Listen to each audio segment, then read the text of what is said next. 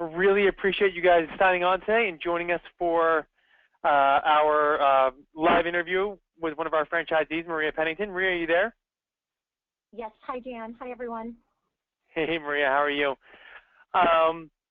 So, yeah, without further ado, let's get started. Just to give you guys a quick rundown, this is how we're going to progress forward with our webinar. This is kind of the focus we'll go. First, we'll start off with just some basic framework and the vision framework of Get in Shape for Women. We'll spend a little bit of time with that. After that, we're going to do the interview with Maria. We're going to talk about her experience in becoming a franchisee, the client, and then we're going to have a Q&A with Maria, and I will hang up the phone, and Maria will be able to answer all your questions honestly and without feeling like anybody from the corporate team is hanging overhead, so she can answer as honestly as possible. I implore you, please, please, please, please, type in your questions to her. It's really important. This is, she's a great knowledge, a great source, and I think she's going to be, a great. I think this will be a great opportunity for you to ask a lot of questions to someone who's out there doing the everyday work.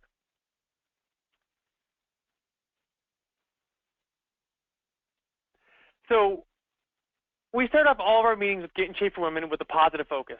Positive focus, the reason we do this is because, for a couple reasons. One, we know that negativity and creativity cannot live in the same mindset. So if we're able to really start everything off with positivity, we're going to open our mind up for creativity. We're going to open our mind up to learn more, to bring in more information. And plus, also, the tone of the meeting will go in a better way. The tone of the meeting from the start, if you start with a positive focus, will continue to stay positive, as opposed to starting with a negative, and then all of a sudden everything turns, and nothing gets accomplished. So Maria and I will do our positive focus, and I really, I suggest you guys either typing in your positive focus, or if you're just sitting around, making sure you just make note of it, telling the person you're watching this with about your positive focus, and I think it's just a really great opportunity for you to do that as well. So I'll start. I'll do a personal and a professional. So my professional positive focus is last weekend we had the Get in Shape for Women annual convention, where all of our owners from across the country came in for 2 days of just straight, really intensive, not only like yearly game planning, but just really kind of growth strategies for the entire franchise and for the franchisees in general. It was really exciting. It was great seeing all the franchisees that I haven't seen in some time, and just catching up with everybody and hearing their stories and hearing about their growth. So that's always really exciting for me.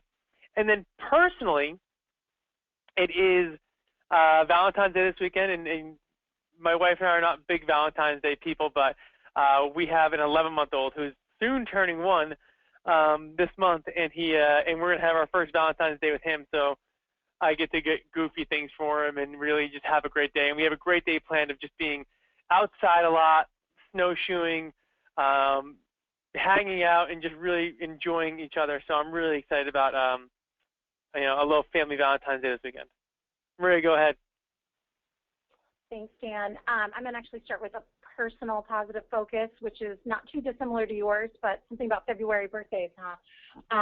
Our littlest is turning 5, and her birthday's on Monday, and I'm just really excited to be able to redeem myself as a mother, because her birthday party was scheduled for last Sunday, and for those of you in the New England area, it was snowed out. So we are rescheduling it on her actual birthday, which is on Monday, and she's over the moon, and it's just so great to see that joy through her. So we're really excited about that. Oh. And then on a professional front, we had an amazing 2014. We finished number 3 in the country, which we thought we had done well. We knew we had done well. We had an amazing team, but to finish number 3 was such a personal goal of ours that we're really excited to see what we can accomplish in 2015. Excellent, and I know I can only imagine that you'll be fighting for that number 1 spot. to the goal. Yeah, absolutely. All right, guys. So I'm real quick just going to take you through our vision framework. We put this vision together, a little bit ago when we did some offsite consulting, probably about a year and a half, 2 years ago. And this has really helped to kind of form our company in the last couple of years, and really helped to, bring people on the bus that are going to follow the vision that we have, and make sure that the people are aligned with it, to make sure that we have the most successful studios and franchise that we can have, and most importantly, that we're transforming our women. So the vision is broken down into 3 parts. It's our purpose, our core values, and our current mission. Now, when we put together our purpose, that purpose really became like, okay, what is everything that you turn yourself back and look at and say, okay, everything we do is working towards this goal. So our purpose is to empower women through body transformation.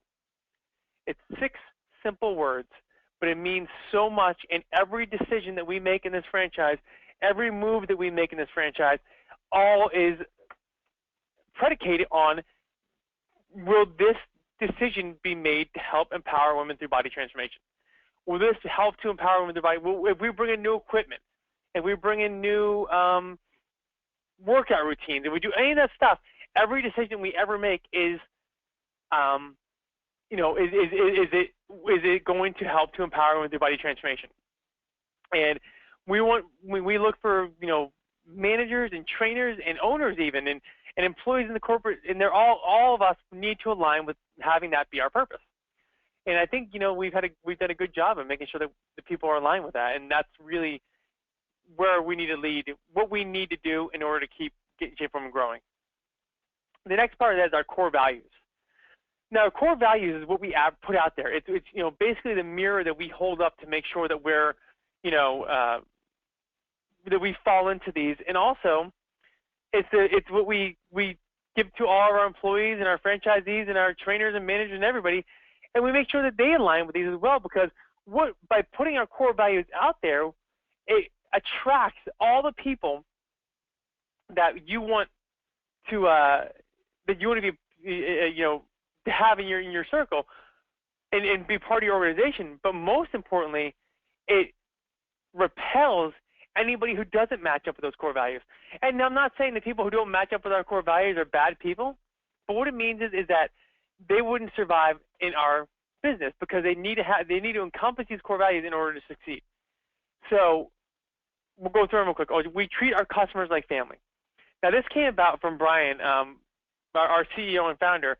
When he was in his first studio, he had 150 clients. He was in his 20s. He was just about to get married to his high school sweetheart, and he invited all those people to his wedding because he looked at them as much as family. And he always says, do you look at the people in your studio? Would you invite them to your wedding?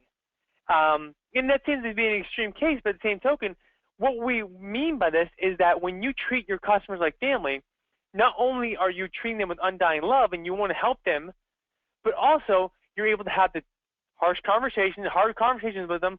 You're able to hold them accountable, and you want them to succeed above and beyond. You really want to make sure that everything they're doing, you want to make sure that they succeed as if you would with any member of your family. We have a passion for health and fitness, and that goes without saying. We wouldn't be in this business if we didn't have that passion for health and fitness. It rings true across everybody in the franchise. We believe in the power of positivity. Like I said, we start all of our meetings off with a positive focus. It doesn't matter if it's a Monday morning 8 o'clock meeting that's going to last 15 minutes, or our annual convention that had all of our owners from across the country. We started all off with a positive focus. And like I said, the negativity can't survive around that much positivity.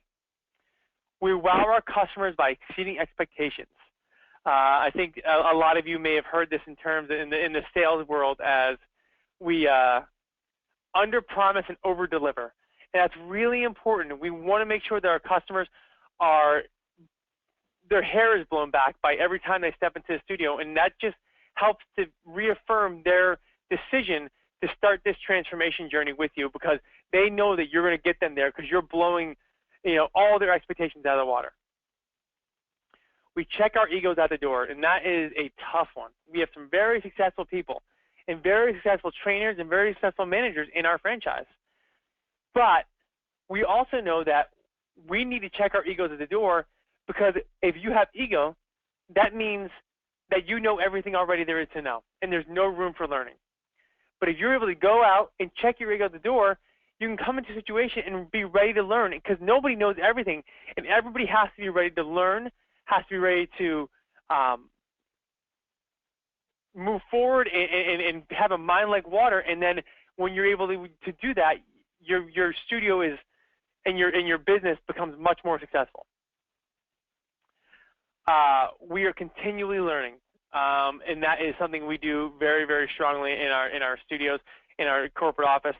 We devour business books. We devour fitness books. We love information. We're constantly trying to make the model better. We're trying to instill more information into our studio owners, so they are better owners and better people. One thing we just recently did at our annual convention is we just had a keynote speaker who came in to talk about willpower, who was just brilliant, and she just gave this great, and it was, just something, a lot of things that maybe you understood but never thought about being so important. Just really making sure that we're all learning together to help move forward. We believe in honest, open communication. It's really important to have that, especially in our studio settings where it's a very small studio. You're dealing with 4 women and 1 trainer, or you're dealing with just a couple people in the staff. So if you have that air out there, that unclean air, and that non-honest communication, it can really cause a rift in the studio. Also, when you're open and honest from the get-go, you can have those honest conversations with the women in your studio, being like, Sally, you did great. You lost 5 pounds. Awesome. High five, everybody. She lost 5. That's great. But when she put on 5 pounds, you can say, Sally, what happened? Let's have a conversation. Let's figure this out, and let's work towards not letting this happen again. Let's get back on track. We believe accountability leads to success. We know accountability leads to success, and we know that it's very difficult sometimes to hold yourself accountable. So we need not only to hold ourselves accountable, but to hold you accountable and expect you to hold us accountable to what we say, to make sure that we're all going towards that successful business. And we love what we do. It's really important. I don't work a day in my life. I came to a conclusion in my early 20s, and I feel like I'm lucky about this. I made a decision in my early 20s that I was never going to do anything I wasn't passionate about. I wasn't going to follow. I was only going to follow my passions in life. So I did that, and I've monetized my passion. And so when I met Brian for the first time, the CEO and founder, he told me, we were having a conversation about how he finally figured out that parenting becomes easier for him, because he realized that in parenting, all he needs to do is teach his kids to find their passion, to embrace their passion, and to monetize their passion. And at that moment right there, I knew I was in the right situation. I knew I was working for the right company, because we all kind of felt the exact same way, that we want to love what we do and then figure out how to make money at it after that, but never feel like we have to go to work any day of our lives. And all that leads to our current mission. And right now our current mission is to open 500 locations by 2024 by developing the best fitness franchise model in the world. And that sounds like a lofty goal, but we've put together some really, really great growth strategy plans. And we're going out and working with some of the best, some of our best franchisees, and we know that we have the ability of doing this, and we know that we can make this work with these strategies we have at hand. So that's kind of the vision of Get in Shape for Women, guys. Now, without further ado, I would love to introduce you guys. Again, you heard her before, but to Maria Pennington. Maria is our Winchester, Massachusetts studio owner. She's been really great. She's been very successful, and Maria's got a really great story that she can tell. It's really kind of different and interesting. So, Maria, thank you again for joining us. Well, thank you for having me, and I'm excited to speak to all of you who are, thinking about potentially becoming franchise owners yourself. As Dan mentioned, my path into all of this maybe somewhat untraditional, I guess, maybe from someone looking in and having a deep fitness and exercise background. But I essentially, my former career, my former life, I started out in the business and marketing world and was a corporate marketing and branding executive for 15 years, at which point I actually took some time off to raise my children and was a stay-at-home mom when I first encountered Get in Shape for Women. I was pretty much like most of our demographics and our women that coming in. I was approaching a 40-something birthday, realizing I still had my second child's baby weight, and wanted to do something about it, given the fact that she was turning 3 at the time. And so found myself entering the doors of Get in Shape for Women as a member. And I had an amazing experience, not just physically, but spiritually, emotionally. We were new to the community. It was a great way to meet fellow women in the community center. And I just was so instantly charged and taken by what I experienced. I did have an amazing transformation. I lost about 43 pounds in about 4.5 months. And, but like I said, it went beyond that. And I really just thought to myself, like, wow, I love what they do here at Get in Shape. I need to be a part of this some way, somehow. And I didn't necessarily think about being the owner route right away. I just thought, well, maybe I want to get involved so I can help empower other women's transformation and help other women to become healthier in their lives. So I kind of went to my manager in the Winchester location, talked to her about how she got involved. She put me in touch with the current owner at the time, or the former owner at the time, and he and I just had a really frank dialogue about the organization, about what Get in Shape does, similar to what you're hearing today about our mission. And with every step, and the more and more I learned, the more and more I appreciated what the franchise had to offer. I mean, the fact that this franchise is really driven through relationships and results. You know, a lot of studios and gyms out there really just care about getting that revenue, and we really care about transforming our clients. So that really sent me down this path of investigating a little bit more about the franchise. So I then became involved with Bob Kaplan, who was the former owner, and I actually went to work for Bob as a manager of a different location. So I spent a year really doing all of the groundwork, everything from the free sessions to the membership renewals. I went to franchise school. I got trained. I got nutrition certified on my own, but also trained through Bob. And I really had all the tools I felt to really drive a successful studio. And we did great in Weston. We had really high customer retention. And sort of serendipitously, but out of the blue, I'd always mentioned to Bob I'd like to return to Winchester if the opportunity should become available, thinking I would just do it in a manager's capacity. And last April, Bob came to me and said, well, would you consider owning?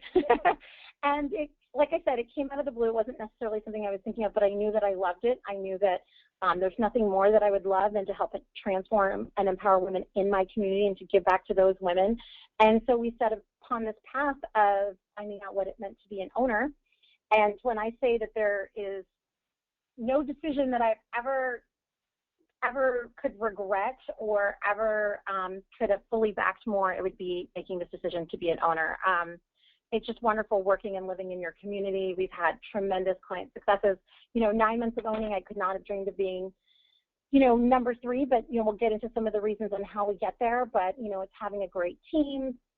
It's just knowing and putting first your members above all. I mean, it's really those core values that Dan spoke to. It's loving what you do. It's being passionate about it. It's about checking your ego at the door, and everything else falls into place. When I say that you can learn the rest, you can learn the rest. If you embody those core visions, those core values, then you will be successful in this industry. Now, Maria, I feel like I constantly do this to you, and I probably embarrass you with this, but you also had a very kind of interesting thing happen to you while you were a client at the studio as well. Why don't you tell them about that as well? Because I think it's something you should boast about. So, you know, a lot of times when we, a couple times a year, corporate will throw out different challenges or different promotions, and, you know, different members will resonate to them in different ways. Well, during my time as a member at Get in Shape, they had a 12-week challenge, and while they didn't win it nationally, I did win the 12-week challenge for Winchester. I think I lost something like 28 pounds in 12 weeks, and that out of that came a photo shoot, and at that point in time, I'd lost 43 pounds. And corporate, unbeknownst to them, that I was actually at the same time going to be a manager, had picked me to be the national spokesperson or poster child. So, you know, my children thought it was really cool. They saw me on TV, they saw me in the posters, and you know, it's you know, it's, I don't want to say embarrassing, but you know, it's humbling for a couple of different reasons. I mean, I sometimes stop and think, what if I hadn't walked through the doors of Get in Shape, and how much has come from it. But, you know, it's a really neat experience. You know, I can speak to it firsthand, but for our women, to see our women be so excited, we're doing a photo shoot in a couple of weeks for some of our ladies, and just to be asked, they get so, they get such a sense of pride. And then, you know, not everyone, you know, while not everyone gets picked to be the national poster person, everyone just has that sense of pride of knowing that they were asked to a photo shoot or being on their wall of fame. So certainly, it certainly helped to bolster my confidence in entering this industry. Nice. So, you know, you had a kind of, you know, you had a little bit of a different situation where you didn't develop your own studio. You actually bought a existing studio. Correct. Yep. So that, I mean, that was kind of definitely. So when you came into that studio, though, like, let's first off, let's talk about your studio operations, like your day-to-day. Tell us about your studio, and then we can talk about like how you were able to put your own print on the studio. But tell us about your studio. Tell us about, you know, how many members you currently have in there. You know, where you're located, and you know, Sure. Stuff like that. Sure. So let me take a quick step back. As Dan said, we're located in Winchester, Massachusetts. We have a great location right in the heart of Winchester, which has got this great little town center. Winchester has about 21,000 women as a town, and we're a fairly established studio. When I took over, you know, our numbers were good. We had about somewhere in the neighborhood of like 135 members, and in the 9 months since I've been here, we've actually grown the business significantly. We currently have about 178 members. And yes, and I'm really proud of that. And our retention rates are super high. Winchester's always had good retention rates, about 60–70%. And again, since I've been here, our retention rates are as high as 80 to 85% on a given month. So, you know, I think in terms of putting your stamp on it, whether you're starting something new or you're acquiring something, there's always room for improvement. It's listening to your clients. It's kind of taking a step back. It's, you know, again, checking that ego at the door. We all can learn. You know, I have some great mentors in the industry, other owners, you know, I learned from them. But, you know, when I took a look at what we were doing in Winchester, it was about getting back to the basics. So our 4 core components, making sure that we are doing, you know, we have high intensity in our strength training, making sure that the women have high intensity in their cardio, making sure that the nutrition is boiled down as simply as possible and that the clients are adhering to it, and making sure we're keeping all of our clients accountable. If we're not doing that first and foremost, we're not going to have a successful studio. So when I came in, I really wanted to make sure that my trainers were living and breathing the core values, that they understood what they meant. And if they didn't, to get them the right training and the right coaching to help them be A+ trainers.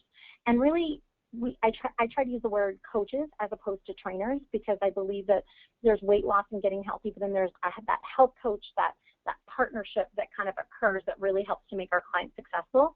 So I really tell our trainers to go above and beyond the expectations, that they need to be relentless at driving results for our clients. And it's that relentless focus to always improving ourselves and always, you know, driving our clients' results that that I think sets us apart. I'm also super honest with my women. I tell them I go through it, I live it and I breathe it, I understand it, I can empathize. But I'm also honest with them. I'm very upfront. And when they come in, and some of them will say to me, well, I'm not really interested in nutrition. I just want to start out with the workout. You know, it's about having that open, honest dialogue, not only with your team, but with your clients. So I think some of the culture shifts that we had here in Winchester was to take a look and make sure we had the A+ training, making sure that everyone was sort of living and breathing the core values, and then making sure that we had open, honest dialogue with our clients that were saying, hey, you've been here for a couple of years and we haven't been getting you results. Are bad, but you also need to take responsibility for that too, and helping them get to a place where they can make those changes so they are successful, so that they do start losing weight. Because guess what? If your clients are happy, they have a great community that you've built inside these four walls and they're losing weight, they will stay with you. They will refer other people, and your studio will grow. So there's one thing you kind of touched upon a little bit, and you talked a little bit. You're the manager of your studio, so you're an owner manager. Yes, I'm an owner operator, which means that I am here full time. I don't have a manager. Our setup in our studio looks like myself acting as the manager as well as owner, and then I have a head trainer who's here for 40 hours with us, and then 2 part-time trainers who split the remainder of the hours. So talk to me about the importance of your staff. How, what is it when you, what are your practices for your HR? How do you, when you hired I know you and your trainer are extremely close. I know that. But talk about the importance of staff in this model and the importance of creating and building your trainers. Not building, I shouldn't say that's not the right word. But I guess building confidence in your trainers and stuff like that. Yeah. Yeah. Yeah. So I would say whether you're going to be a passive owner, especially if you're going to be a passive owner, meaning that you're not going to be operating in the studio full time, you want to make sure you've got the right person in that the manager position.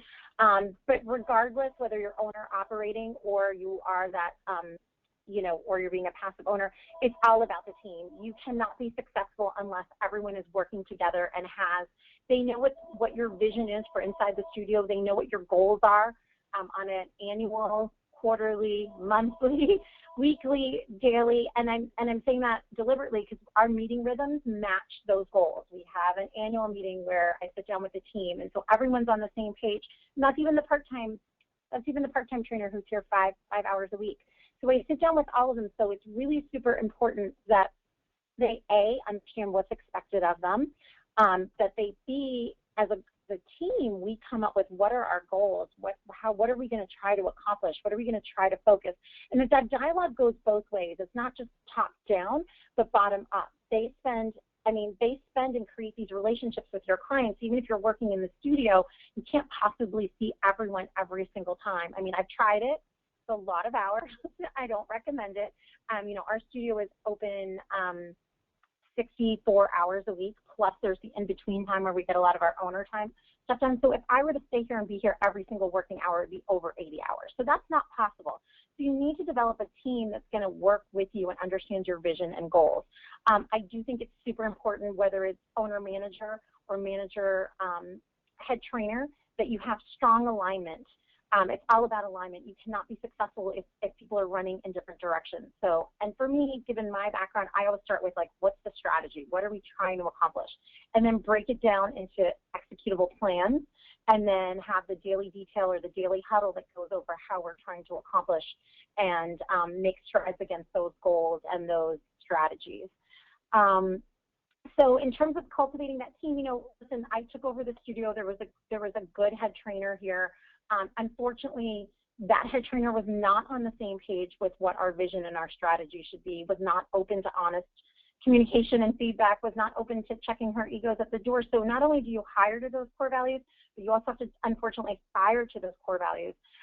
It's a really hard thing to do, but when you know that you've done everything you can do to sort of train someone, get them on board, and if they're not meeting with your vision or alignment, it's just going to hold you back. So one of the hardest things I had to do was to let go of my trainer, but my new head trainer is phenomenal. We are super close. There's probably nothing she wouldn't do for this studio, which is kind of the team that you want to be there with you.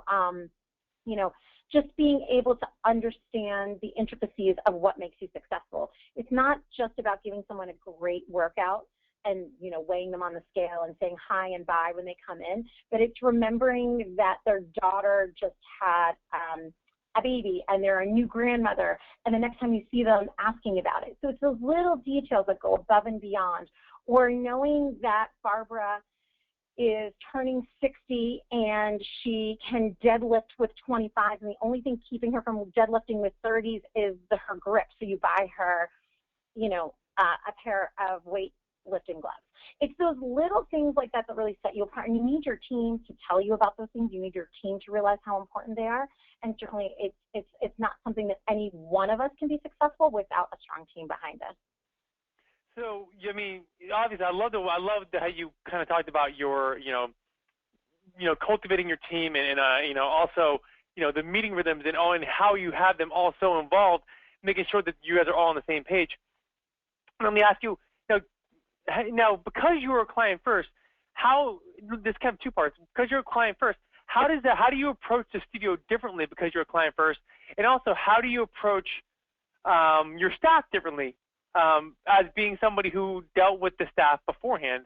And how do you kind of like coach them up to work with the clients properly? And I know we have a couple people who are actually clients in the studio on the call today, so I'd love to them to have to hear that situation as well. Oh, well, that's great. I think it's great. I think being a client first gives you a certain sense of empathy with your if you choose to purchase a studio, gives you a certain sense of empathy that you really don't have if you haven't gone through the model. I mean, you know what the model is. You've lived, you've breathed it, you've gone through it, you've experienced it. And I think in some ways you can kind of see where the easy, we call them E words, come up, the easy excuses come up, or the things that can cause some people maybe to bail out, certain checkpoints where maybe it's easier to skip the way in, or certain checkpoints where maybe it's easy to start missing one of your 3 sessions. And as a client, you know it, you see it, you're there. And I think it helps to make you a stronger owner, because for all those E words that get thrown at you, you've been there, you've done them, you've heard other people do them, you're prepared for them. I think one of the most compelling things I have to offer to my clients is when they sit down for a nutrition consult. And no, I'm not a registered dietitian. Yes, I did go ahead and on my own get sort of a nutrition certification, but I don't even think that matters. I think what matters is having them hear that I've done it, I've been successful doing the actual plan that they're doing, that it has worked for me, and then I get it. I get that it's not easy. It's not as simple sometimes as looking at a piece of paper and just saying, follow it. Having that emotional empathy for them, being able to say, I've walked a mile in your shoes, goes a long way with someone who maybe is looking at losing, 50, 60, or 100 pounds and doesn't know where to start. No, I didn't have that much to lose, but everyone kind of gets that you understand their perspective, and that makes a huge difference. I also think sometimes, as clients, we think about different things differently, or we experience a workout differently. And so I always, and maybe it's because I'm a client, I always tell our team that when we meet, and we're trying out something new, or, we've got a change coming up, I always take the client's perspective and I say, you know what, the clients are comfortable here. This is their home base. Whenever we change something, it can be as simple as taking the schedule and putting it online. I'm like, change is hard for people. So we try to approach every decision we make, every communication that we make from the client's perspective, and just saying, well, this is how I would have responded to this if I were a client. And then I ask my trainers, how do you think your clients are going to respond to this when you hear this? And they'll usually give me feedback, and I'll say, well, how do you think we can sort of prepare ourselves to maybe approach this a little bit differently? I'm going to give you a case in point. Sometimes, one of the things we were noticing is, we have four components to our model, and the cardio component, a lot of ladies were just getting sucked in watching Ellen or the Today Show or what have you. And we thought, it's taking more than just coaching and verbally going up to them and high-fiving them or coaching them on to get revved up. And so our team and I really sort of brainstormed. We tried to put our client hats on and say, what's going to motivate someone to move more, to fully understand what our intervals are about? And we frequently will do these brainstorming sessions, and my one trainer wanted to come up with, we're going to have a cardio week where we're going to turn the TVs off so you guys don't get sucked into it. But okay, that's sort of a negative approach, like a negative, there's either positive praise or negative praise. That's a negative way of sort of getting people to do things.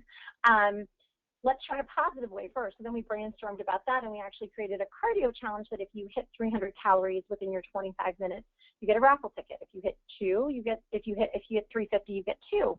And everybody puts their raffle tickets in, and at the end of the month, we do a drawing. And I thought, what's the biggest motivator? Cash. Even though you're moving and you're losing weight and you're burning calories, that should be a motivator, but sometimes not enough.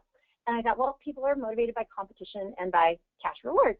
So our raffle is to get $250 at the end of each month. One winner is pulled. And I cannot tell you, I'm looking at the fishbowl right now. It is so full, because we do ours from the 15th of the month to the 15th of the next month.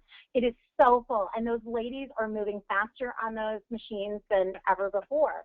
And so it's kind of constantly putting your hat on, trying to approach it from a client's perspective, trying to give them something fresh and new, and just always putting yourself in their shoes. And I think being a member first has really helped me with that. That's a great idea. That's a brilliant. So, you know, one of the things, what's that? I said cash motivates. Cash does. Get the ladies to move, so.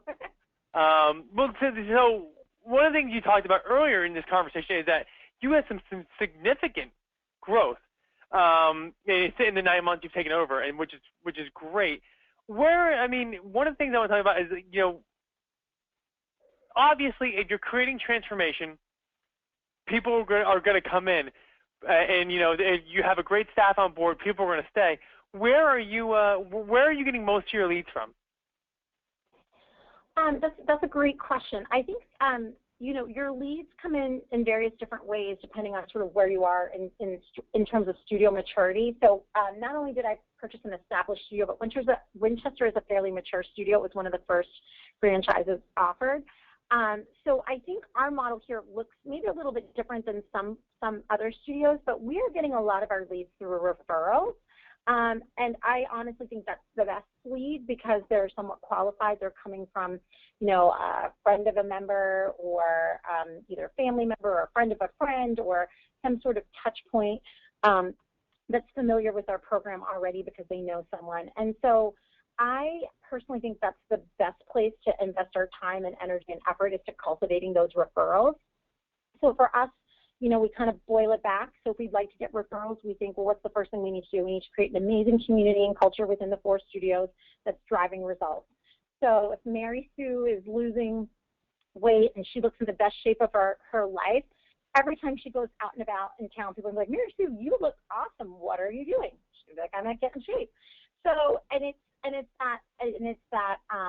it's that constant walking billboard, if you will, that's amazing advertising because the proof of concept is out there living and breathing, showing that this program works.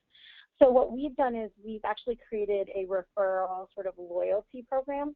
You know, there are different times of year where we offer different things, but now it's pretty much on an ongoing basis. We encourage our members, if they have someone that they think the program would be great for or they could benefit from the program and their friend comes in, we give them a free week trial.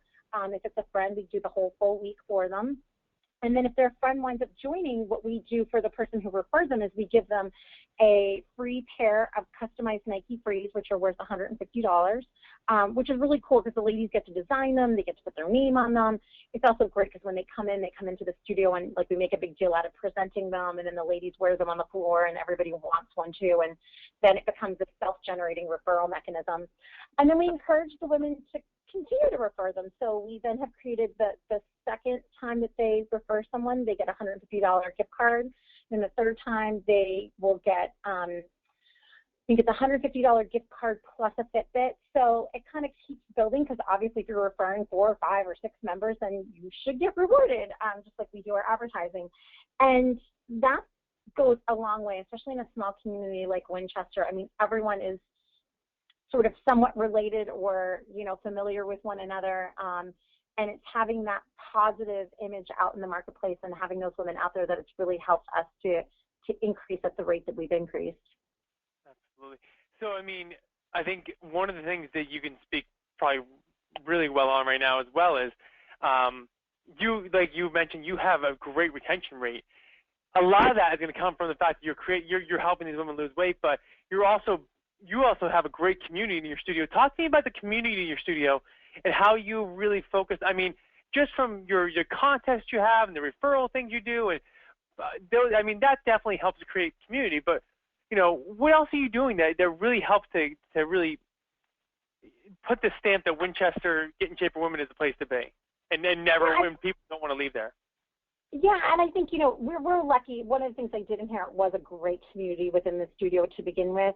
The women here really have compassion and care for one another. If someone's out for an extended period, they're asking me what happened to them.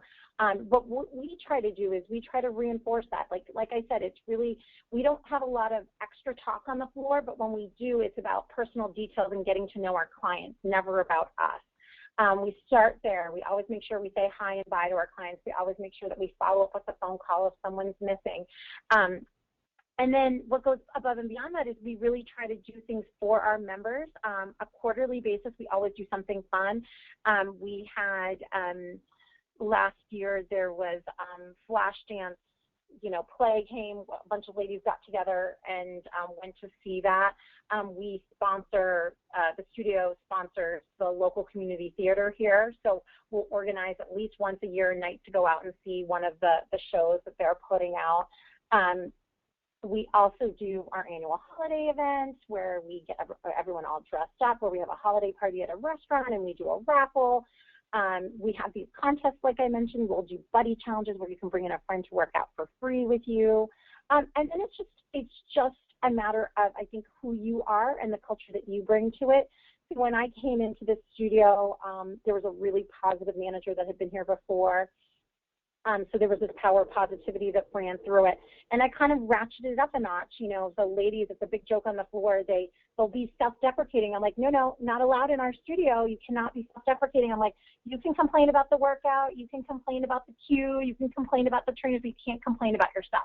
You have to accept a compliment, you have to be gracious, and you have to be positive about yourself. And then I started handing out positive affirmation socks when someone did 20 push-ups or something. So it's just those little touches, which I know, if you might be sitting on a phone thinking, like, does that really make a difference? I'm here to tell you it 100% makes a difference. The fact that I remembered someone had a grandson and his name was Henry, and the first time she came in, I said, oh, how's baby Henry doing? Like, she hugged me, and she was like, oh, my gosh, that was so sweet of you. And I got her grandchild a gift to pass along to her mom, who's not a member here. I mean, the women, started to cry. She said, you didn't need to do that. She's not even a member. And I'm like, well, you're a member, and this is part of your family and you're part of our family, and those little things go a long way. I'll take notice if a client is struggling with nutrition, and I'll gift her a cookbook to help her out on her way. And I think what it starts to feel like is family versus just working out, versus a facility where you go and you get a great training. This then becomes a community experience where you're cared for, not just physically, but emotionally and spiritually as well. So I'm going to wrap this up in a second here. So what I'll do first is I want to just kind of go over some just some points, but just a couple housekeeping things. But the last question I'll leave you with, Maria, before I sign off here and let you open up to all the questions. You've been in the studio for 9 months. You had a great transformation yourself.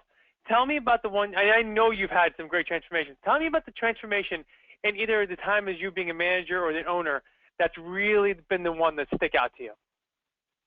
Yes, that's a great question.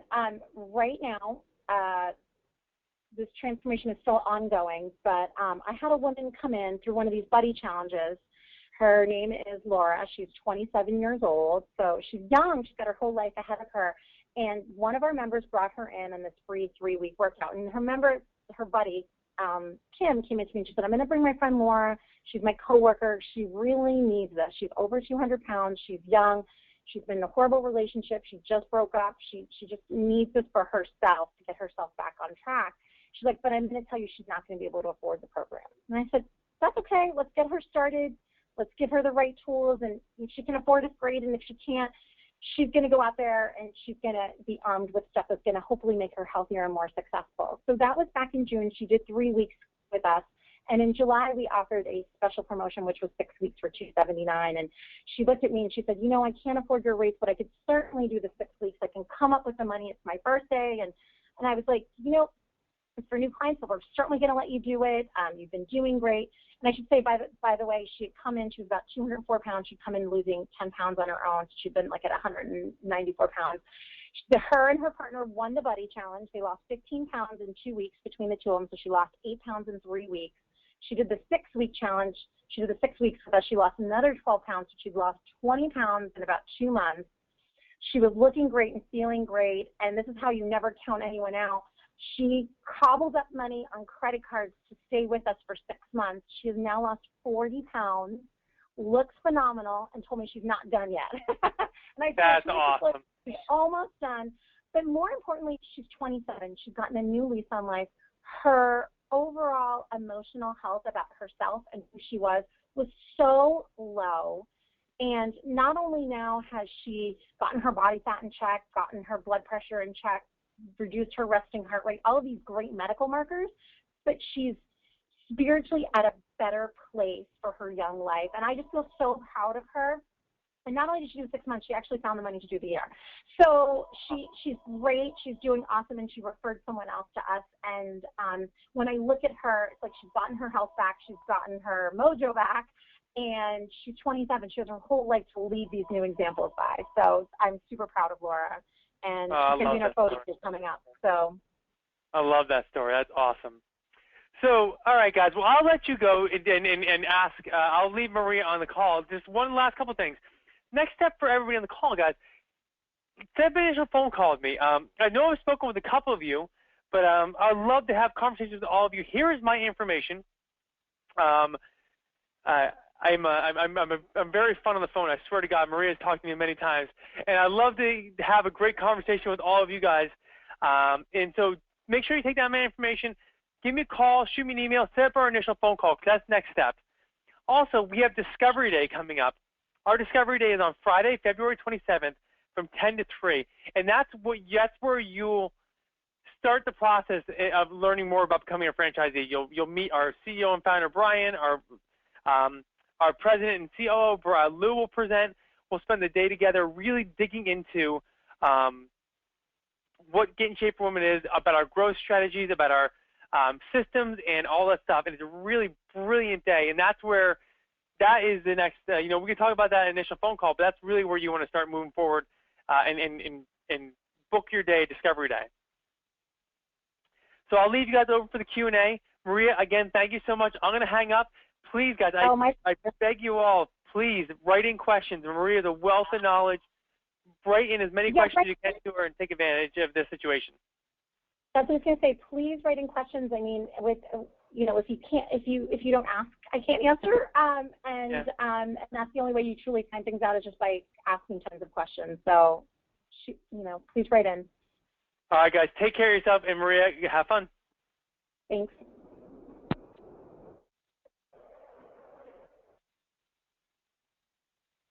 So hopefully some of you are still out there. I know Dan just signed off.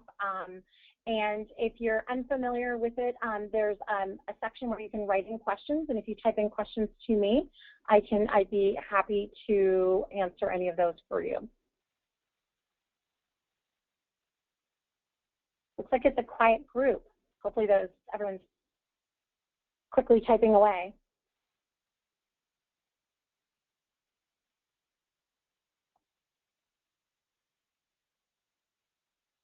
Okay, looks like we have a question here.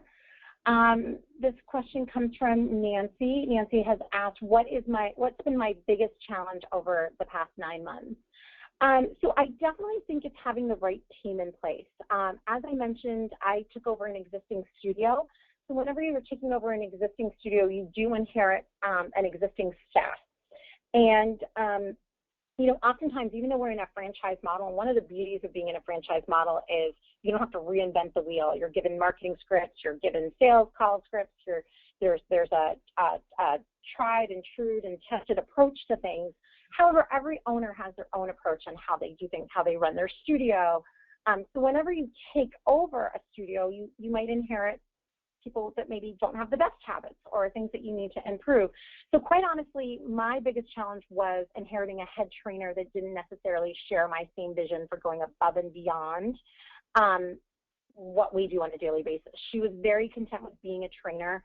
She was very content with just giving a good workout and going home. And from a head trainer, I needed a lot more. I needed that coach. I needed that person who would take notice of those individual details. So it was really being able to try to work with her to bring her up to speed, and really noticing when that wasn't going to work, that we needed to move on and get a team in place that was going to embody those visions. So it's really about hiring and training and finding those right individuals that are going to live and breathe those core values, that are going to be on the same page as you. And quite honestly, the rest kind of falls into place. I mean, you're going to have months where you have more leads walking in the door, and months where you can't keep up with the phone calls, and other months that are quieter, and that's very cyclical about the industry. But if you have a great team in place, you know that you're always putting forth your best effort. Nancy, I hope that answers your question. Not sure if there's any other follow-ups or any other questions.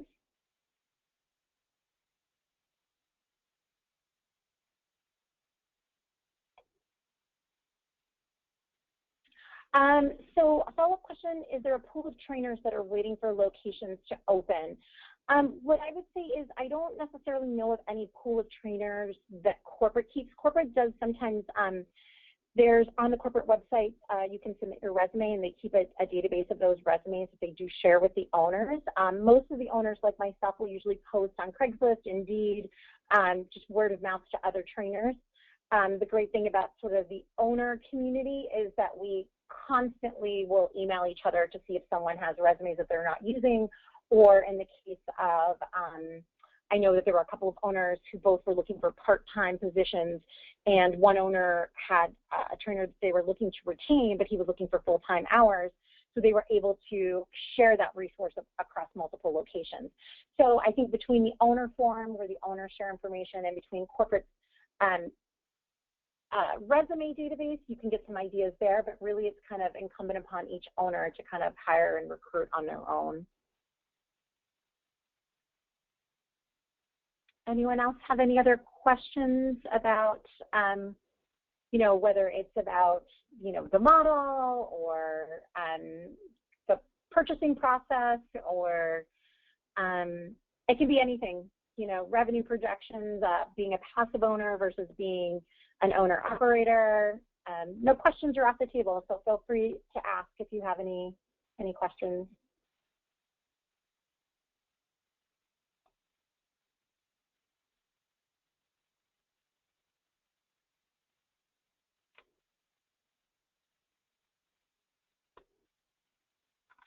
Quiet group. We'll give it a couple more minutes in case anyone's typing in. Any last questions? I really do encourage everyone to reach out to Dan to attend Discovery Day. Like I said, being a member first, I definitely had a first-hand knowledge of what I was getting into. I sort of had then the second benefit of being a manager and sort of doing, you know, the day-to-day operations for about a year before I purchased the Winchester studio, so I definitely had a leg up. But I would say, you know, there's no question too small. You know, definitely if it's something that's crossing your mind and you have some concerns or some questions about it, you know, reach out to one of us or someone from the corporate team. And Discovery Day is a great way to just find out more if this is something that you're thinking about. It doesn't look like we have any other questions, so I want to thank you all for your time. Oh, I thought there was one coming in, sorry. But, you know, again, I'll stay on for another minute or two, but I want to thank you all for your time. And again, if you think of anything at all, really don't hesitate to let us know.